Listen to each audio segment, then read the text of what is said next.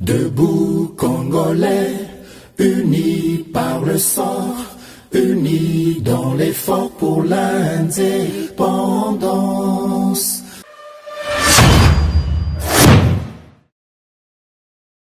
Batela Ekolo, Bendele Koyate. Boza, le bienvenu na GCAM Télévision, fidèles abonnés, chers internautes. On a Pesibino Matondo Mingi. Pour na boponi GCAM Télévision, merci Mingi na confiance au bozo pesa na émission Debout Congolais et longo na mwana mboka Samba Olonga mukili kozala toujours balance.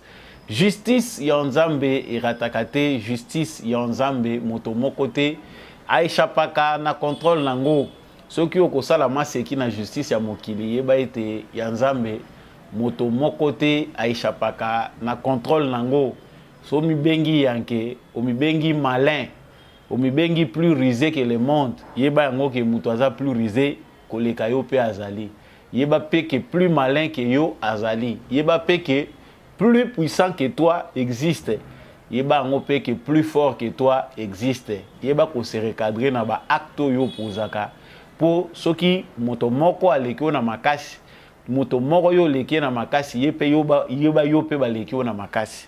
Yango na sala ka mbela ya mbete mission oyo ebanda poto eba kozonga kana nzela po justice ya Nzambe soki na sa mokilo oyo bafuti siote même dans l'au-delà tu finiras par payer les prix de tes actes. Na lombango na kei na actualité na biso lokola momesano actualité eza dominé na boye ya Emmanuel Macron. Tolanda qui est lobby pour na bao bolanda qui est pour ozwa lisusu ta ya kolanda quelques séquences autoponi pour na bino à travers émission Oyo Emmanuel Macron après motuno batuna qui est pour na intérêt congolaise na journaliste na biso Christian Lusako no ya Top Congo asila ki bongo ko pesa ba grande ligne ya Oyo yazali ko ya Oyo yazali ko penser par rapport ya agression Oyo Congo azali ko déplorer de la part ya Rwanda. Batebele bazali indigné, inquiété même pour na likambo etali réponse Oyo Emmanuel Macron a pesi concernant ba sanction Oyo Congo azali ko zela de la part du Rwanda. Tokolobela discours wana ya Emmanuel Macron to ko analyser ngoto ba penda tina na yango boye ya Macron to bandai ko zela ye mingi est-ce qu'il a ko bouger ba ligne. Est-ce que Macron na Félix Tshisekedi bakoyi koloba même langage là to komi penda moke kokota na kati ya vif ya boye ya Emmanuel Macron na République démocratique du Congo to yebi que climat est attendu azali bienvenue selon la majorité des Congolais. Toujours dans le cadre de cette visite attendue d'Emmanuel Macron, mais dans un nouveau chapitre, les Congolais veulent savoir Fally Ipupa était parmi les autres. Les invités, il y a Emmanuel Macron na palais de l'Élysée et pas puis Macron azalaki ko présenter nouvelle politique naé africaine. Gims pe azalaki invité le là mais yé a été to yebita koyela na Congo ou bien il a décliné catégoriquement l'offre ya koya na délégation Emmanuel Macron ndenge azali ko penser ko utiliser bango na aspect culturel. Il y a une relation où il y a pour entretenir na Afrique na lolenge yasika. Mutuna ezali ndekonabiso Fally Ipupa qui fait la fierté de la musique congolaise. Ba Congolais baza ko luka bayeba pourquoi ces musiciens si à fond dans les questions politiques. Muto amesana ko lobate makambo politique. Yeba si ba yebi na caché à politique. Pourquoi ces derniers temps Azali ko rejoindre le monde politique et qu'est-ce qui fait que Azala sélectionné peut batailler na kitunga Emmanuel Macron na contexte où Azali si difficile lokola Oyo bafricain nyonso bazali susu ko croire te na présence ya France Oyo bafricain nyonso bazali ko mona kokoso bazali ko yeba te nini penda France akoyi ko apporter le souci ya sika pona nini Fally Ipupa akoti na kati ya sakoshi ya Emmanuel Macron eza mituna boza ko mituna to ko meka pe ko sala moi analyse pendant ce temps toza ko loba to ki kenda kuna ye moko ya banda kuna ye moko ezala kana mbinza basimbaki yango batiaki yango maboko. Nous allons peser les pour et les contraires et les contre pour savoir qu'est-ce qui se passe, pourquoi une telle option, pourquoi Emmanuel Macron akangami na ba musicien aza obligé à utiliser na ba comédien pour na koya vers biso toujours luka vérité koki koyebana na kati analyse auto kosala sika awa na bino. Actualité na biso tukokendeka na front na yebi ke front ekomi kosala pasi pour ceux qui ozolo bango ba mususu bazozanga pongi mitune komolikanga ebele, mais restons fermes. Nous parlerons de ce qui se passe à l'est de la République démocratique du Congo. Et voilà, FARDC bazali ko repousser les sous attaque ya ba M23. Rubaya eza repris ndenge basango ezalaki ke Rubaya zone moko minière et qui na maboko ya ba M23 ezali lelo selon basango tozui ezali na maboko ya ba FARDC. Nous parlerons de tout ce qui se passe au front. Ya mbwete to suki sana situation oyo ya kobuka buka ndenge bazalaki kobuka. Ndeko moko asali vidéo na ye azali na commune ya Yulo na Izo na ville province ya Kinshasa azali kolakisa bato bazali koboya makambo kobuka ndenge Kinshasa ekomi. Wana eza parenthèse émission na biso to mona mwa vidéo wana po toyeba pe opération yango ya kobuka ekomi na niveau nini. Voilà l'essentiel de l'actualité que nous allons aborder avec vous tout de suite. Yo mutouti ko rejoindre ngai, il faut qu'on s'annonce na commentaire au rejoindre biso depuis quelle ville. Surtout il faut qu'on s'abonne na GCAM télévision pour au mankaka actualité na biso te. Yo mutouza membre ya Debout Congolais oza déjà abonné na biso, il faut partager l'émission. Partager voisin pays azala. Bozo koma ebele. Merci na bino batu bosala ka partage émission au GCAM télévision et outi kokokisa mbula moko. En tout cas, vraiment matondo mingi pona bino bo s'abonner na chaîne bozo continuer ko pesa biso confiance. Mais bosala pe ke baninga mususu. Ba s'abonner pona kolandaka ba analyse ya Samba Olonga. Vous voulez soutenir cette chaîne, c'est facile. Appelez le numéro en bas de votre écran. Donc de toute forme bino bokoye ko sala yango eza les bienvenus. FARDC na motema bendele ekoyate tombola bendele siko zwami. Depuis quelle ville yozo tombola bendele ya ekolo Congo? Voilà, je retourne sur ce que je viens de dire au sommaire de notre actualité. Macron et comme combo le plus cité semaine ou semaine auto koleka kino semaine auto koti combo ya Emmanuel Macron et comme combo moko le plus cité parmi les noms propres, les noms de personnes les plus cités. Et ça combo Emmanuel Macron, c'est le diplomate qui veut venir visiter les Congolais dans ces moments de chaos, moment où les Congolais bazali ko compter les sous-soucis mutute. Emmanuel Macron a organisé qui réunion naie, conférence de presse devant le ministre naie pour na kotalisa bango itinéraire ya sika esengeli bango bazwa pour na Afrique. Atalisa bango ko rappeler bango vision naie azanango pour na Afrique. Ba rectificatif nini esengeli bango bazwa parce que alingi aya mobembo en Afrique pour na ko visiter quelques pays africains en Afrique centrale et il a tenu à s'exprimer par rapport à ces mots pour na ko lakisa que Afrique eza ko senga proche ya sika ndenge nini esengeli to s'approcher cette fois-ci na ba africain. Parenthèse, il y a France-Afrique, et ça, parenthèse, il y a pas si il faut s'approcher d'un Africain d'une certaine humilité. Bande Konangai, lorsque on écoute des paroles venant d'Emmanuel Macron, pour nous qui les connaissons depuis qu'il a accédé au pouvoir, c'est un fin parleur. Un très bon parleur parce qu'il ne manque pas le mot. Moi, il a toujours pu aller à Koloba Mingi. C'est le président français le plus médiatisé et puis il est venu à l'ère des réseaux sociaux. Emmanuel Macron a partout.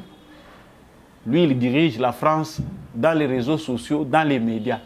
Mingi Malobanaye et l'équipe Mingi. et surtout pour les Africains sont de plus en plus nerveux. Alors, approche vis-à-vis d'Afrique, et ça sur le Wasikate avant de côté na vidéo, il y a Makambo ya lobby pour na biso.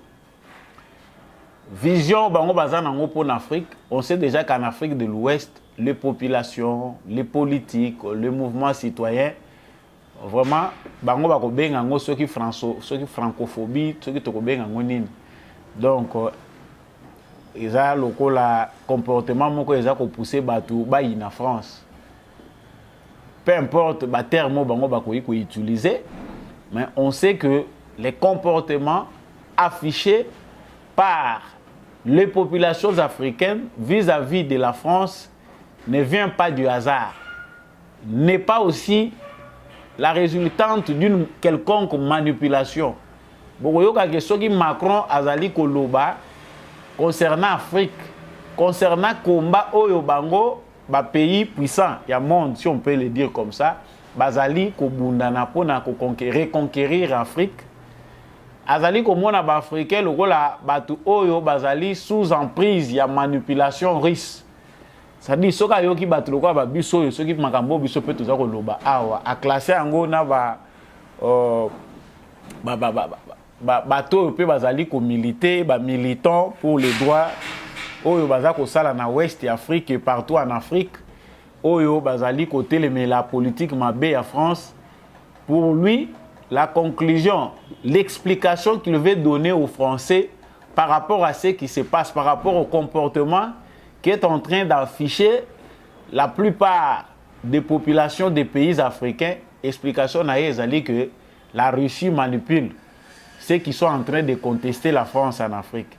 C'est-à-dire Russie, Moussala Azako Sala Yamabe, ezali ko financer, ndenge bazako financer, ba financer ba mouvement ya batu pour battre la France, pour bazala contre France. Alors que c'est facile à comprendre que les Africains ont battu. Pour ce qui se passe, la conclusion est que les populations, la France, l'opinion française s'est fait gober par Macron sur base d'explications et Azopé Sabango.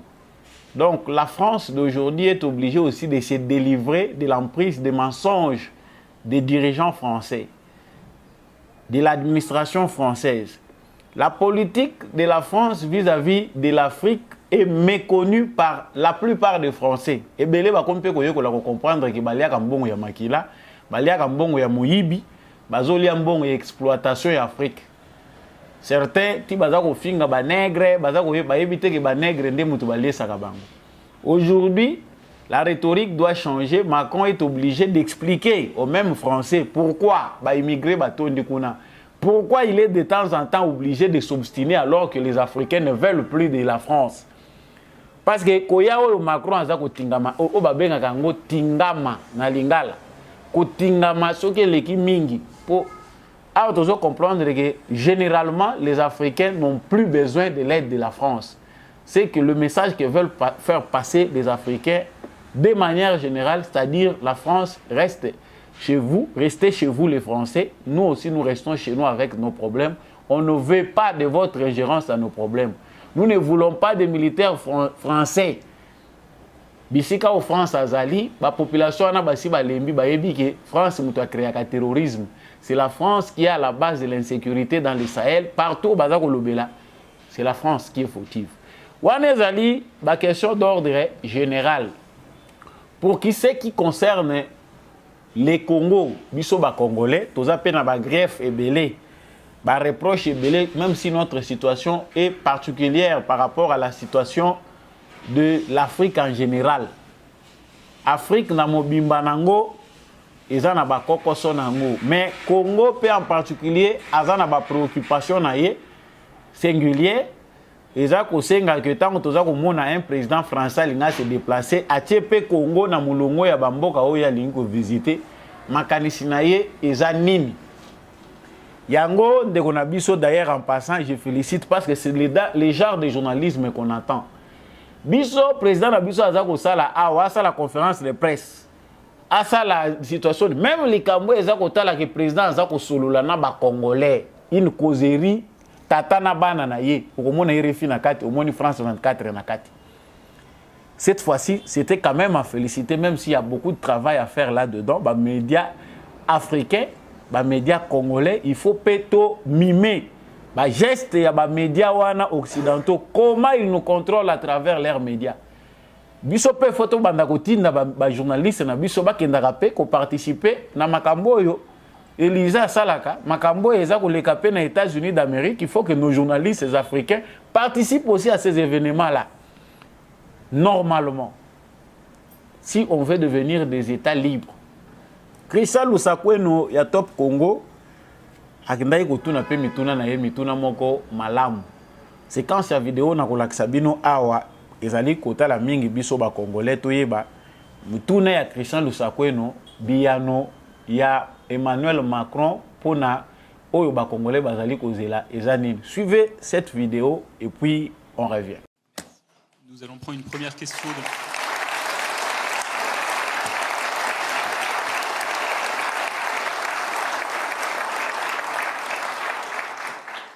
Merci. Nous allons prendre une première question d'un journaliste depuis la salle. Bonjour Monsieur le Président, je suis Christian Lusakweno, Top Congo FM depuis Kinshasa. Alors d'abord, je suis étonné de vous voir tenir ce discours ici à Paris et non pas à Ouagadougou, Dakar ou Kinshasa. Est-ce que la France a peur de parler aux Africains à partir du continent? Ça, c'est une petite question, mais la grosse question est la suivante. La France défend ses valeurs. Elle a notamment parlé de démocratie, de liberté. La France a souvent condamné l'intangibilité ou la violation de l'intangibilité des frontières, tel que c'est le cas actuellement. Rapports ONU et internationaux indépendants pour le Rwanda en République démocratique du Congo. Le président Félix Tshisekedi, ce matin à Genève, devant les droits de l'homme, a demandé des sanctions. Qu'attend la France pour passer, après avoir été en retard sur les autres pour condamner, qu'attend la France pour passer aux sanctions comme elle le fait avec la communauté internationale pour la Russie présente en Ukraine. Merci beaucoup, Monsieur le Président. Merci à vous. Pour ce qui est de votre première question, j'ai essayé d'y répondre dans mon propos introductif. Je souhaitais ici, aussi compte tenu de l'importance de cette politique pour la France, le faire depuis Paris aussi, parce que je considère qu'on ne doit pas simplement parler de l'Afrique, de ce qu'on y conduit quand on est en déplacement en Afrique, mais le faire en salle des fêtes à l'Élysée donne une solennité toute particulière et montre combien ce que nous conduisons est important pour notre pays. La deuxième chose, c'est que c'est un peu une discussion, plusieurs sont là de ce sport, d'avant-match. Nous allons nous déplacer sur le terrain, c'est une bonne chose de mobiliser tout le monde et de partager les mêmes objectifs. Troisième élément, j'étais il y a quelques mois au Cameroun et ailleurs, j'ai discuté encore avec la jeunesse africaine et je continuerai de le faire. Donc rassurez-vous, ça ne va pas s'arrêter. Mais je pense que ce cadre était approprié au moment où nous nous parlons. Pour ce qui est ensuite du Rwanda, d'abord il faut nommer les choses. Enfin, du Rwanda et de la RDC et des questions que vous avez évoquées. Je disais il faut nommer les choses. Nous assistons dans l'est du Congo à une régression inacceptable. L'offensive en cours de la milice M23, sous sanction du Conseil de sécurité, est une guerre qui nous ramène 10 ans en arrière. Elle a des conséquences terribles pour les populations, et je pense en particulier aux centaines de milliers de personnes déplacées à qui tout manque. Et la capitale de la région, Goma, est menacée. La première urgence est humanitaire, et nous y travaillons avec nos partenaires européens. Et j'ai eu à plusieurs reprises et le président Tshisekedi et le président Kagame sur ce sujet. Je voudrais ensuite rappeler deux principes fondamentaux. L'unité, la souveraineté, l'intégrité territoriale du Congo ne se discutent pas. C'est notre position constante et cette position n'a pas changé. Deuxièmement, il n'y a pas de deux poids, deux mesures. La guerre dans l'est de la RDC ne doit pas être une guerre oubliée et c'est pourquoi j'ai passé autant de temps à parler avec chacun des acteurs et surtout que notre politique est de soutenir sans relâche le cadre des discussions que le Kenya et l'Angola ont mis en place. Et j'ai pu d'ailleurs aussi échanger avec les deux présidents pour soutenir les médiations régionales qui se sont déployées. Nous avons d'ailleurs soutenu le déploiement des troupes kenyanes dès qu'elles ont pu s'installer. Nous en avons été, je dirais, à l'initiative diplomatique. Et j'ai encore parlé ces derniers jours au président pour unifier les différents processus de médiation régionale. Je reste convaincu que la réponse doit être collective et c'est précisément le sens des entretiens que j'aurai aussi avec mes homologues avant de venir à Kinshasa. Voilà. Félicitations d'abord na Ndeko Christian Lusakweno oyo asalaki déplacement pour na kokende na Élysée kotuna mituna pour l'intérêt des Congolais parce que biso aussi to mesana mituna oyo il faut ba journaliste o baza ba Congolais ba tuna na ba président ya ba paya pour na intérêt ya ba Congolais ba paya nde ba tuna kango na place na biso parce que ça c'est quand même honteux, ça fait très mal que ba question congolaise et à la poser na journaliste RFI nani o ba bouger nani o nani o azalaki aba bengana ki aba soki Sonia Rollet so ici c'est qui là o abandai ko boya ko kende bazo bengano na mboka bato balobi to ko renouveler le sous visa na yote atomboki e komi problème donc ya zo tingama on dirait mboka ngo basalaki balobi ke yo ko zalaka wana c'est quand même quelque part un début qui nous permet, nous, Congolais, de comprendre aussi que nous devons aussi travailler là-dessus pour que la question est interprétée quand on a compte na bisoté. Ça dit bisoté aussi to mesana mituna ba journaliste congolais RFI na France 24 ndé ba porta kango pour poser même des questions que les Congolais sont censés poser à leur président, mais c'est RFI et TV5 qui posent des journalistes blancs qui ont une autre culture, qui ne vivent pas la misère des Congolais, ce sont eux qui posent les questions à la place des Congolais. Na koti sikoyo na profondeur ya mutuna na ye question est si simple. Oza ko banga ba Congolais pona nini mutuna oyo pona nini makambo oyo oza ko sala awa organisation oza ko sala awa. Il fallait okende na Afrique okende ko lobela kuna po nous oloba awa. Alobi no te eza ko banga te. Par rapport à processus déjà entamé depuis 2017, c'est bien clair là-dessus, hein, parce que quand vous écoutez Macron et que vous n'êtes pas initié à faire barrière au mensonge, vous allez tout gober. Un bon parleur, un fin parleur, n'a déjà na bato aboye. Donc Macron donc il a tous les mots justes à sa portée. Donc ceux qui non initiés oyebi ndenge nini bastopaka mensonge te yo nyonso za ko yoko zo kotisa Macron vous amène avec lui dans sa poche. Donc c'est le pire des menteurs et tant de suite le baga on a des émissions musus qu'il n'a rien à offrir. Voilà ce que ça donne. La deuxième réponse, qu'est-ce qu'il dit? Il nous ramène na biloko toyoka yoka parce que c'est du connu.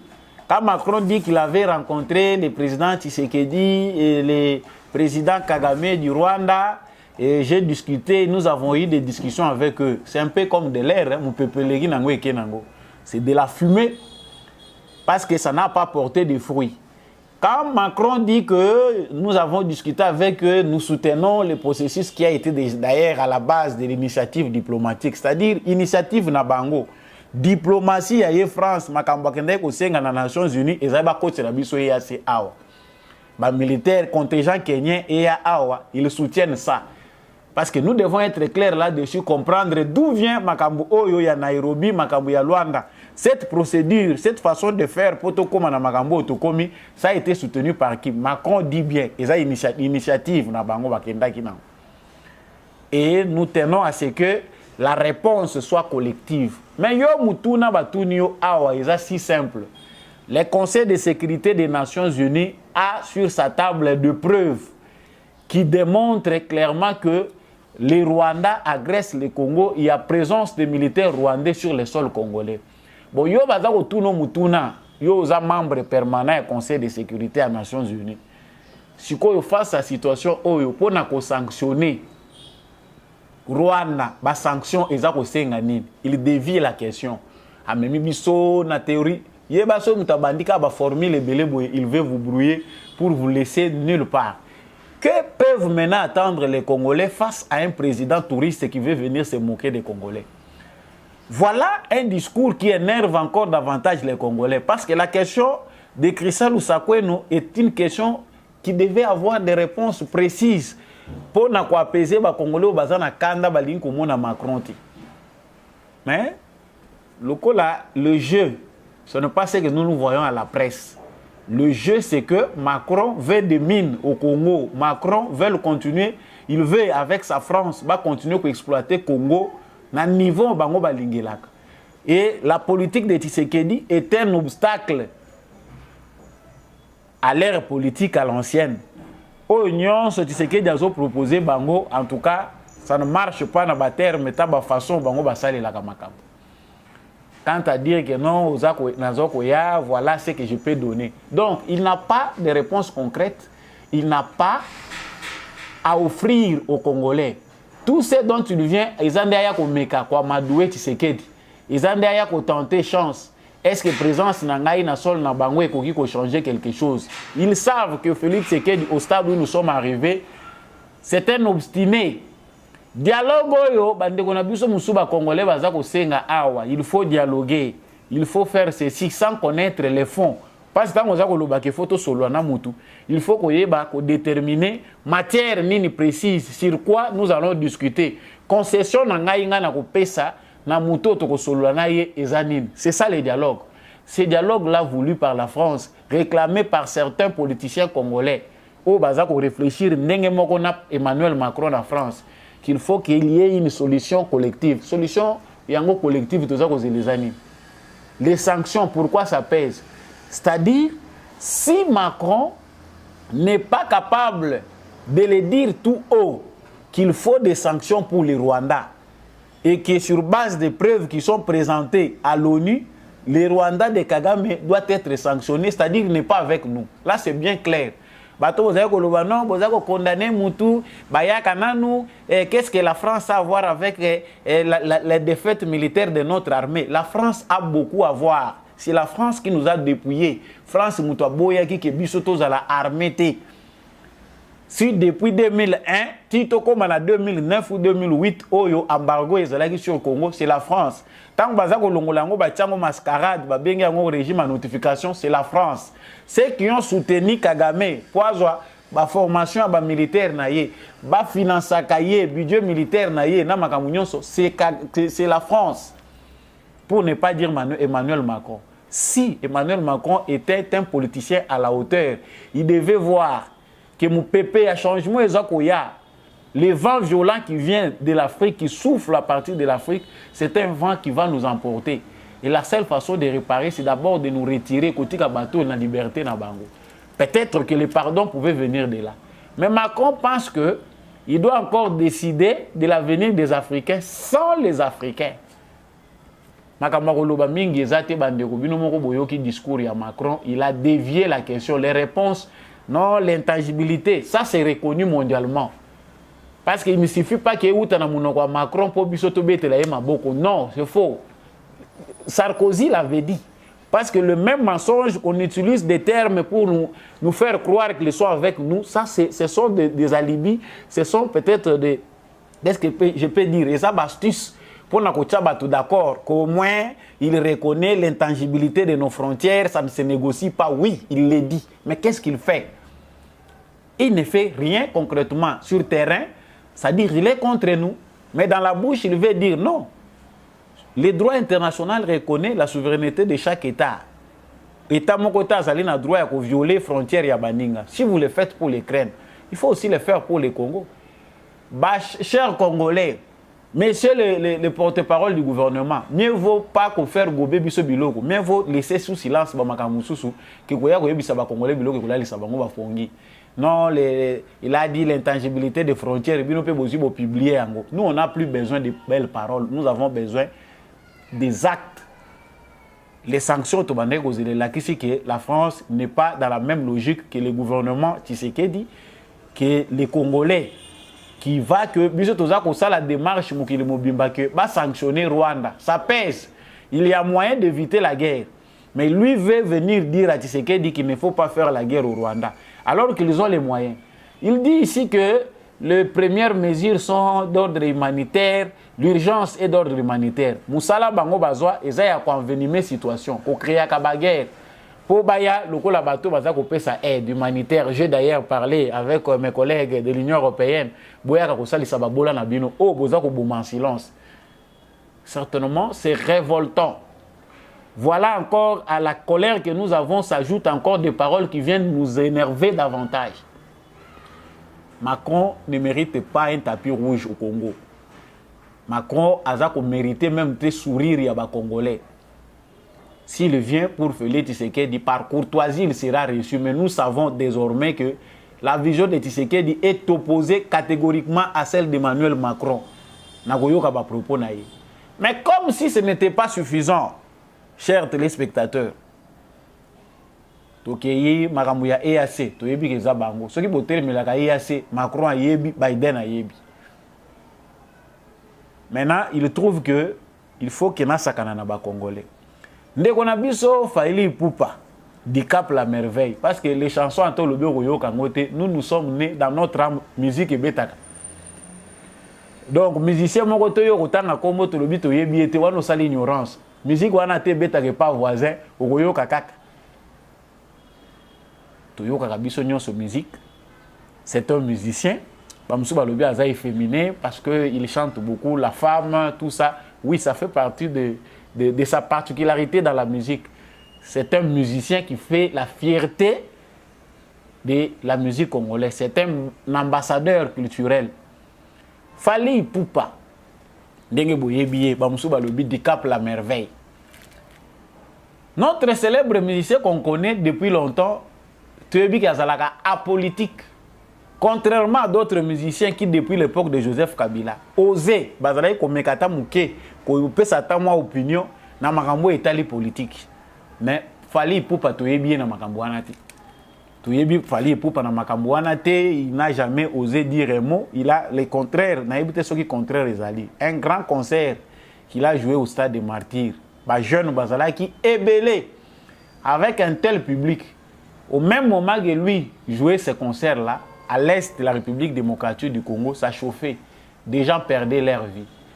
Un musicien patriote, dans un contexte comme celui-là, ne fût qu'un mot, pour réveiller la conscience, il y a bateau bazako sepelana na concert, bateau bazako savourer musique na que voilà malgré tout ça ko sepelana bino, il faut être en unité, même pour soutenir l'armée. Par contre, nous avons vu encore des morts lors de ces concerts. On dira que les jeunes gens non, non. Quand quelqu'un est ambassadeur culturel, quelque part, il a aussi une responsabilité politique, qu'il l'éveille ou non. Succès aujourd'hui, et ça grâce à Batu Yamboka. C'est-à-dire, lorsqu'il y a des grands événements, des fois, opinion na yopé, est importante. Mais les Fali Poupa qu'on connaît apolitique commencent à apparaître. Après plusieurs interventions, TV5, pour TV5, RFI, France 24, joue à la psychologie, na biso africain en particulier, congolais. Ah, balandakanine. La faute c'est à nos médias, la faute c'est à nous. Bazako tala ah musicien tel nde bazako linga mingi bazako linga bako banda ko inviter ye mingi parce que bato yo bazaba téléspectateurs bayebi ke ah musicien wana le kaka mingi na plateau ya kitoko wana ya TV5 ya France 24 ah c'est que ngape na komi ko landa chaîne wana c'est psychologique, c'est bien étudié. Ah lokola banda balinga ka mingi là on invite des musiciens africains de temps en temps sur le plateau. L'objectif c'est les intérêts de la France. Bayebi qu'on peut contrôler une certaine opinion sur base ya bastar au biso tozali ko benga kopé sa plateau na biso de temps en temps. Si koyo awa na contexte ezali congolais makamusu na koloba wa choqué parce que moi-même j'ai des musiciens n'apprécie la musique, la bonne musique, j'apprécie. La France a maintenant la politique des influenceurs. Ya kobanda kopona na kati ya ba nation yo baza ko bunda na présence na bango batu ninyo bango bakoki ko manipuler pour gérer l'opinion. Lokola Macron a Monica Zoya na Congo et que les Congolais ne veulent pas de lui. Ba Congolais baza na bango na tinate ya ko mona Macron pour les Congolais qui comprennent la politique savent qu'il n'y a aucun bénéfice dans la visite de Macron. Qu'ils disent la vérité, qu'ils disent les mensonges, ces paroles ne resteront que de belles paroles. Ou des paroles de compassion, d'empathie, ça ne restera que du vent. Parce que la France nous a appris l'hypocrisie. Ataliti à l'obi, non, non. En tout cas, musique française et simba mingi na ba congolais, il faut pena na cadre culturel. Comme dans l'âme noire, parce que bango basi ba étudier biso ba yebike biso to réfléchissaka nan autres. Bango ndi ba réfléchissaka na mitou. Nous réfléchissons avec le corps, c'est pourquoi nous sommes obligés de danser tout le temps. Nous sommes obligés de chanter. Parce que dans l'âme noire, il y a la musique, il y a les rythmes, il y a tout. C'est dans leurs âmes, c'est dans leur cerveau. Et pas dans bango, kunande batu mitou et ça, la bango, ils réfléchissent autrement. Ça fait partie des clichés, et ça fait partie de préjugés. Oyo, occidentaux, pour ne citer que ceux-là, vis-à-vis des Noirs. Et ils considèrent que biso musique est préoccupé par biso mingi. Yango moni atie na jibesière na ye fali ipupa alobi yakato kende. Aponi pe maître Gims. Heureusement, on ne sait pas pour quelle raison, peut-être qu'il est occupé à autre chose. Maître Gims, lui, n'est pas au rendez-vous. Mais dès que vous avez une photo, Fali Ipupa était aussi parmi de Emmanuel Macron lors de la présentation de sa politique africaine. Makambo ya zo banza ko sala. Nde batu baza ko mituna ba représenter Afrique bango wana. C'est Fali Ipupa qui représentait la jeunesse africaine. Là, on n'a pas compris, monsieur le président Emmanuel Macron. Vous qui êtes en France, essayez de lui poser les questions. Dialogue oya lingai ko sala na ba africain, ba africain oya lingi ko utiliser. Oyo baza ko comprendre bien. Et ça Fali Ipupa. C'est là où normalement nous devons approfondir notre analyse. Notre frère Fali est en train d'aller petit à petit de tomber dans les pièges de la politique. Kouta ba lombo, ba musicien belé ba perda ba carrière na bango likolo ya kokota makambu ya politique. Fali Ipupa a si bien fait sa carrière que l'on ne voit pas Kofi Olomide n'a se tracé chemin ailleurs. Voilà, on passe. Mais aujourd'hui, kokende kokwe ya na masanga ya batu ya politique et ko sala que ba même fan na yo ba comme ba ennemi na yo. Il faut poser la question à Werason, la Zamba Play na ba élection en 2006 ba buka ka ngondenge nini. Ce sont les mêmes fanatiques. Ya Werason nde mutu bakendaki ko buka lieu na ye ya répétition. Parce que lorsqu'il s'agit du pays, on réfléchit autrement. On ne réfléchit pas de la musique lorsqu'on parle du pays. La musique nous détend. Ils ont détendre âme na biso pote ko bela maboma te likolo a charge ya makambo ya guerre, makambo ya nini. Vous faites bon travail. Mais ko kende ko comme instrument. Ndenge bande ko musu baza ko loba o komi lokola nègre de service. Ça ne colle pas. Les Congolais qui voient autrement la politique de la France, tant que musique, même si ça sera sécurisant, tu es musicien, on peut t'utiliser partout, mais dans les contextes congolais, ça sonne très mal.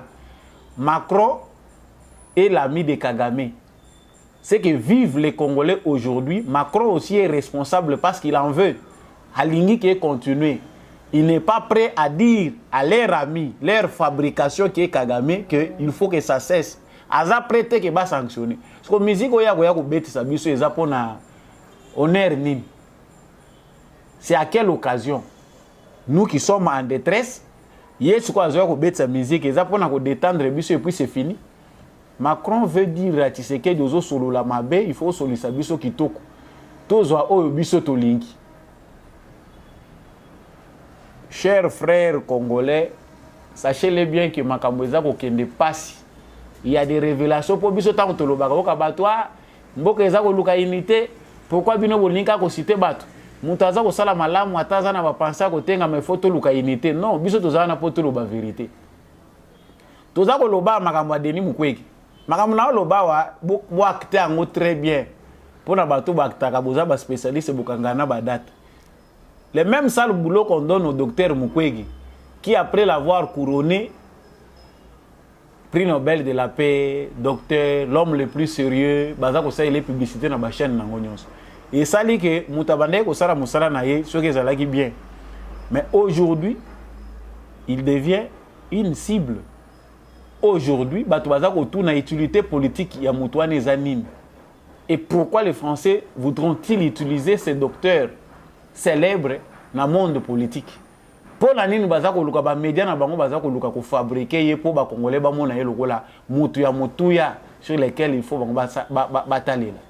C'est parce que les intérêts de la France sont dedans. Ba salle, ba conférence. Lorsque Dadju veut tourner son film au Congo, on exige qu'il y ait dedans Makamba Mukwege. Pourquoi? Parce que les producteurs français, les chaînes françaises, bazako tambola na politique ya mboka na bango France. Pour ceux qui ont déjà regardé Makamusu na zako loba batumusu ezako échappé bango. Mais nous prenons le temps de tout observer. Vous verrez que bazako planifié yango. Aujourd'hui, Fally Ipupa dans les couloirs de l'Élysée, ce n'est pas une surprise. Bazali ko préparer ma figure. Bayebi que outre la politique, il y a la musique, les Congolais sont très accros. Il faut utiliser les influenceurs, batunini oyo bakoyi ko faire bouger les Congolais. Parce que bayebi que akoyi pe ko tirer bango na ba sentiment wana ko longwa musique pour na kokota makambo politique. Mais là notre frère Fally Ipupa doit faire très attention, le terrain est marécageux. Peut-être que ce que nous disons, nous abusons, que yo peut-être aux anayoka simple invité et ce qu'on dit n'a rien à voir avec toi. On sait que la France ne fait rien au hasard. Bango baziebi ba calcul na bango baza ko préparer ce dont ils ont besoin comme résultat. Après avoir utilisé Martin Fayoulou, aujourd'hui, il ne sera pas le candidat le plus important au Bango Bakoutiana centre. Ils doivent avoir quelqu'un de neuf. Ils doivent avoir qu'est-ce qu'ils peuvent faire pour que na Congo ba division continue Kozala. Chers musiciens, ne tombez pas dans les pièges des prédateurs du Congo. Maître Guim Simuninga, ceux qui pas Betty Kara, ceux qui paient à pécher d'excuses. Aïe na été, terre à Congo et à Kobeba. Ce que awa biso toza ko loba ndenge tozo beta masolobo. Kuna ndako ya motu ba inconnu ba yebanité. Esi epeli moto. Ndenge bozo mona ngona image wana. La maison prend feu par les inconnus. Biso tozo prêcher awa tolérance, biso toza ko prêcher batu amour. Il faut qu'on permette batu mutu na mutu ça la opinion na ye, Fally Ipupa c'est un musicien on peut les.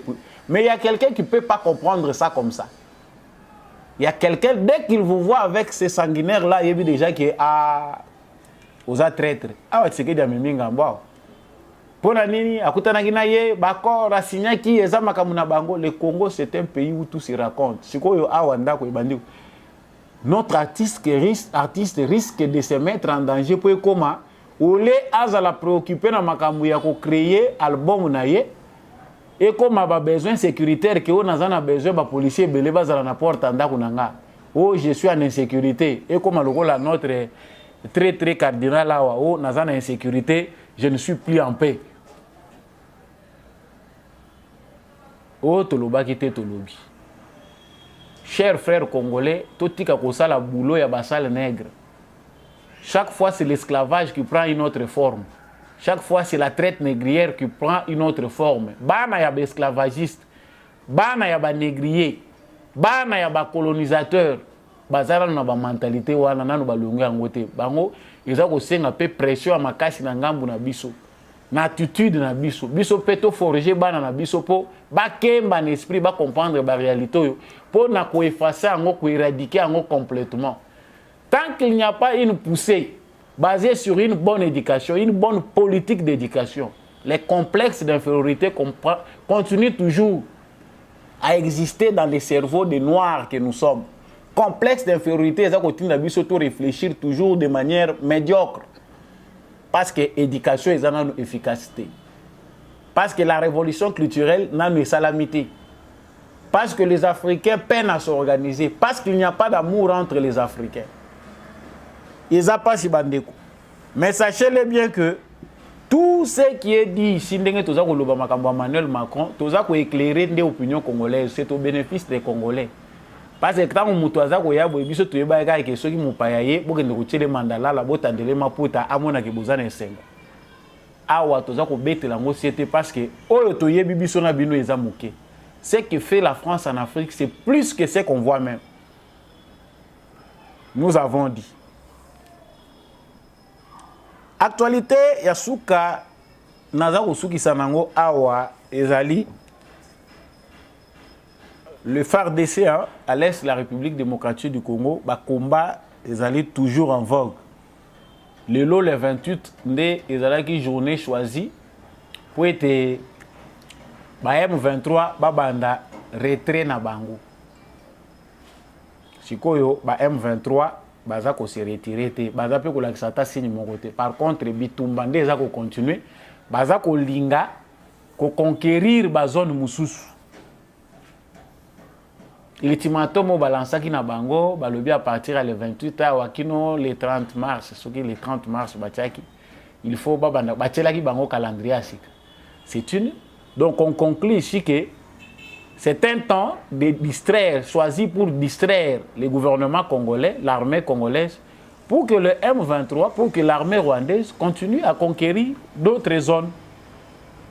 Ben M23 bazana bango attaque au bouger.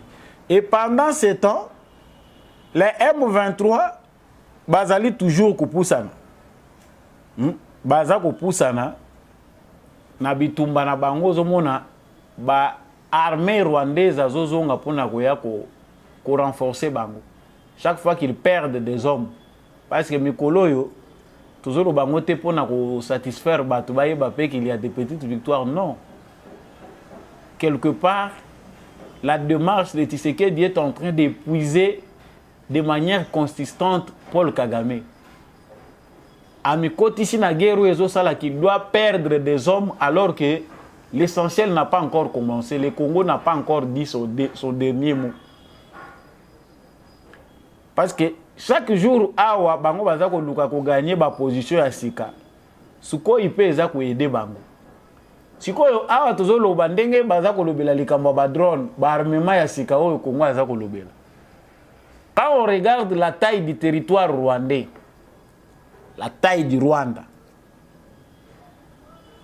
totali ba point stratégique ya Rwanda,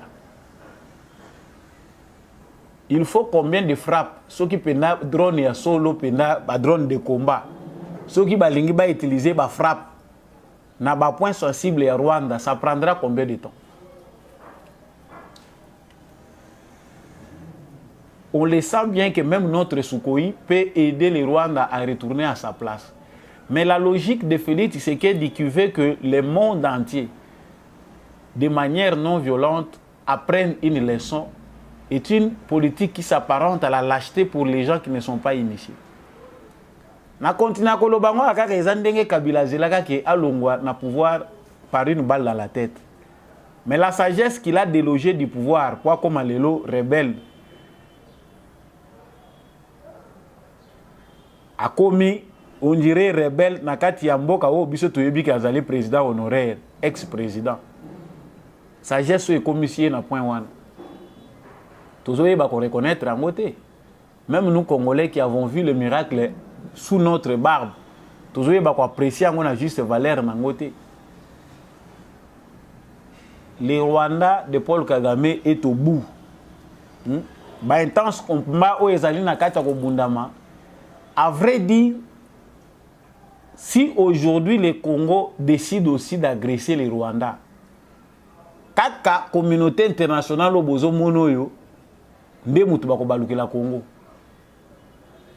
On insiste beaucoup sur ce point pour toye baka démarche diplomatique ou démarche pacifique au Tshisekedi à Kontaranango mingi. Pourquoi? C'est parce que nous sommes victimes du monde entier. Viol au biso Congo toza violé, eza viol moko collectif. Eza batu basangani bayebi ke eza gâteau na bango ya mutu nyonso oya ya bendi ya makasi azui parti ya munene oya azui bazozo. Les démarches sont multiples pour arriver au résultat. En même temps, ndenge bango bazo kanisa parce que Félix Tshisekedi asalaki mukili mobimbezo yo kaka discours. Ayepe pona ko frapper azako zelaka nini banda lobaki. La patience a ses limites. Ma patience, notre patience a ses limites. Kagame a gagné guerre royauté. Batu bazomona ngwa eza lokola buzoba. Il faut ya kaka ndenge muza yaki bon. Je vais réduire le Rwanda en poussière pour bango bazwa maloba oyo bango bako marchander parce que soki Congo alobi makambo Kagame alobaka. Ndemba au Conseil de sécurité abimi. il faut te comprendre le contour, il y a guerre au biso tozanango. Pourquoi nous sommes agressés par les Rwandais? Et c'est les Rwandais seuls où combat tozako bundango na bato ebele. Donc au front, comme nous parlons, les FARDC ont repris Rubaya après d'intenses combats. Les combats ont continué aux alentours de Mouchak. Les combats ont continué à Makassi. Mais dès que nous continué que notre armée a aussi sa stratégie qui va de pair avec la diplomatie. Côté Tozako Kende Bango Bazo Kanisa Bazo c'est la Congo temps.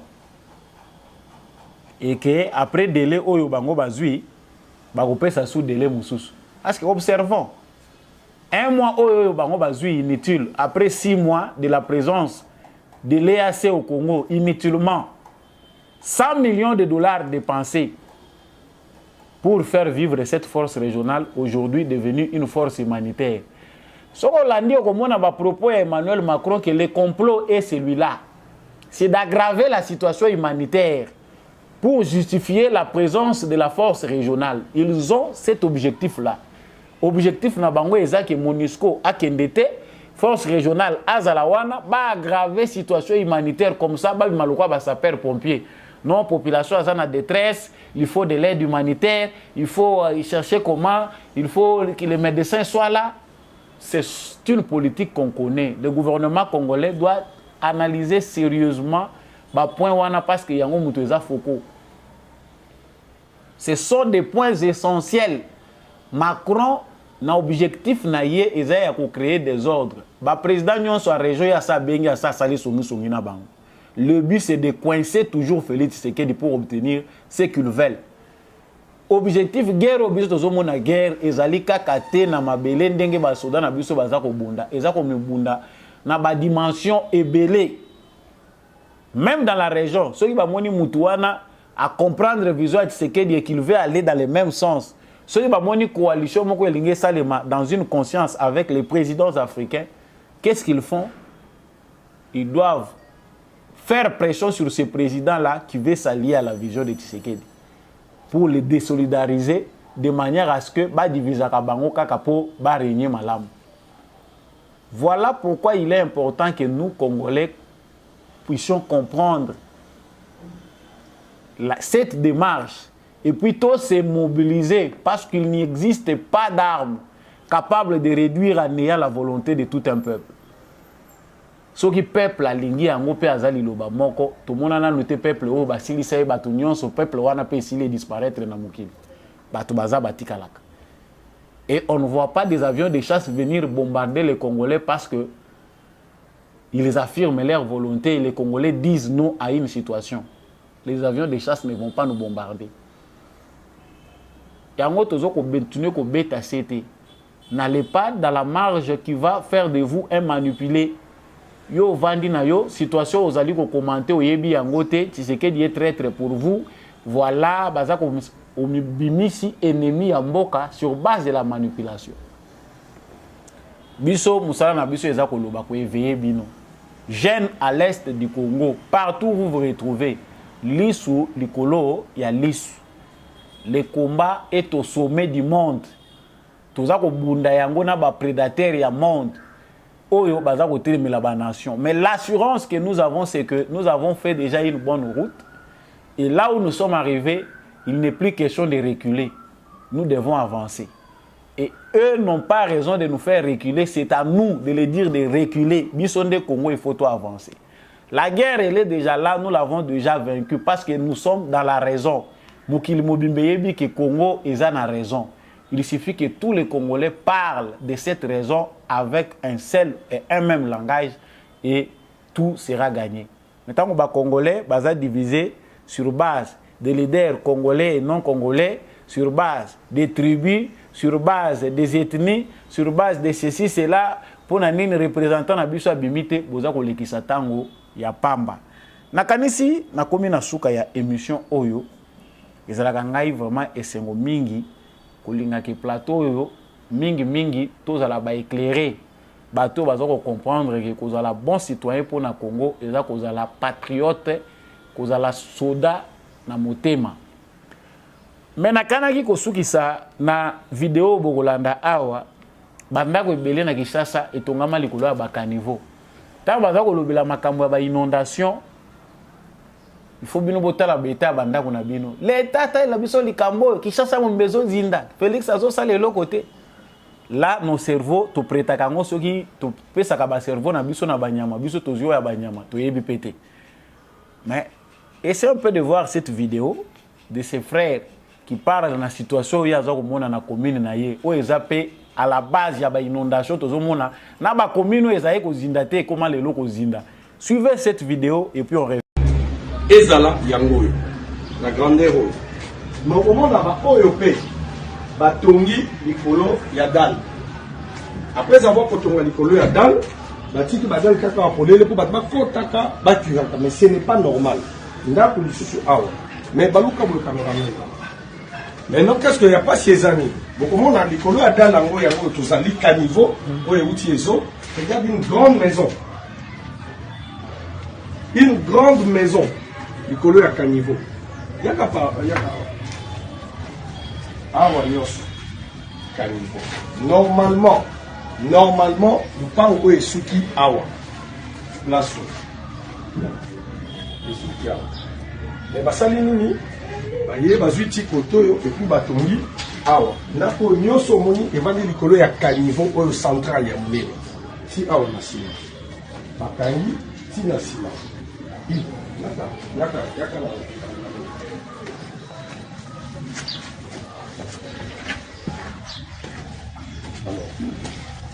awa nyonso bozomona toza likolo ya caniveau mais bango bakomisi caniveau dal ekomi dal na bango privé ya wese batongi dal na caniveau bakangi caniveau batongi ndako papa yaka otele bango ozwa ndako malamu ndako bozomona oyo eza likolo ya caniveau zoti na se awa toza nyonso likolo ya caniveau zoti kuna batongi likolo ya caniveau miro bozomona oyo yango nde eza lupango elandi na ndenge ya nsima yango nde caniveau oyo bozomona école agricole mire oyo yango nde école agricole mire ya l'état c'est-à-dire bamapangu nyonso bomoni na koti bakanga na bango caniveau batongi bandako likolo bacaniveau tikuna alors ata bocure bacaniveau ya ezo ata mokolo moko te bozwa solution soki tobuki awa te na bandeli lisusu bino bakino bozomona mabe na mosala jekoko azosala na gentini boyebisanga na baimage oyo bomoni babuka to babuka te. À vous la réponse. Merci. Voilà. Sikoyo ndenga zoloba wana bino boye pena na bandako na bino ezala batekelaki bino soki pe pa nani okuti pena ka niveau eza ya mai yo ye na ndako na yo otongi likolo baloba te quelque part violence mususu ezala nesika nango biso toza ko plaider to lobby procédure il faut que soubassement juridique ezala mais congolais on dirait lingaka na violence ti bazobuka pe bandako mususu yo po tingami kaka ozoza solution to bovande ka likolo wana na bayolo wana on sait que ce sont des communes urbanisées laissées depuis longtemps. La commune est urbanisée parce que c'est parmi les rares communes aux hommes à Kadam et côté partout, le Kola à Bandal, une partie de Matete, à Gombe, et si on en passe. Mais aux hommes a même la commune Oyo, ils sont bien urbanisés et commune à une inondation terrible. Pourquoi? La voie est sortie à Maï.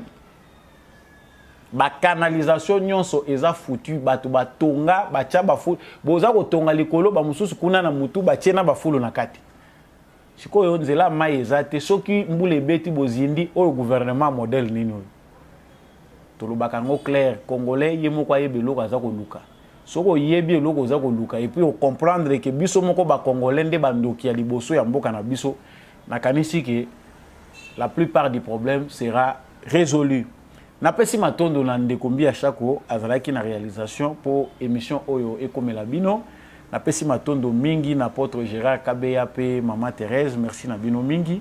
Merci à l'homme de la vérité des urnes, Jean-Louis Timbalanga, merci à Bastin Kimbamba, Lélie de Gungu, merci na Maman Lisette Mongendou, na Maman Bill Bilonda, merci à monsieur le maire Boniface Mpunga. Je cite ces personnes parce que nayebi que debout congolais bo partager kango mingi les émissions na bino. Vous aussi qui êtes dans l'ombre, bolingaka émission mingi bozana chwapa bozana kisangani bozana 4 coins République démocratique du Congo. Manifestez-vous, partagez cette émission et surtout continuez à être FARDC na motema. Ngai na bino tomonani na prochaine émission.